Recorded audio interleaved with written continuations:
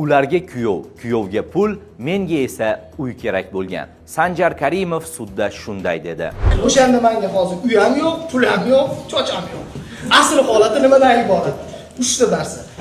Bularga kuyov kerak bo'lgan, kuyovga pul kerak bo'lgan, menga uy kerak bo'lgan. 4-aprel kuni Mirzo Ulug'bek tumani sudida Real Sanjik taxallusi bilan tanilgan bloger Sanjar Karimovga oid jinoiy ish bo'yicha ochiq sud jarayoni bo'lib o'tdi.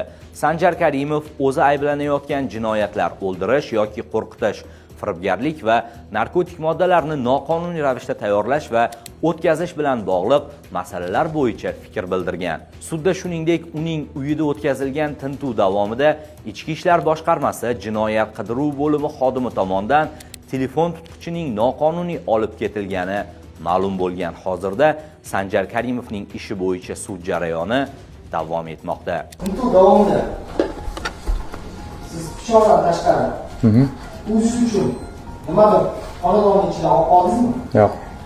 Yo'q. Narkologiya borayotganimizda mashinangizda o'zimni firmamga tegishli bo'lgan brending narsani ko'rib qolganimga qanday izoh berasiz? Ha, esimdan chiqibdi, to'g'ri. Brelok sifat narsa bor ekan. Brelok. Ana telefonga taqangan nima derdi? Telefonga qo'yadigan bor. Telefonni ushlaydigan bor-ku.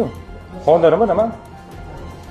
O'sha narsa haqiqatan qo'lim bilan o'ynab ochib ketib qolman. Anhoruzda qoling va bizni ijtimoiy tarmoqlarda kuzatishda davom eting.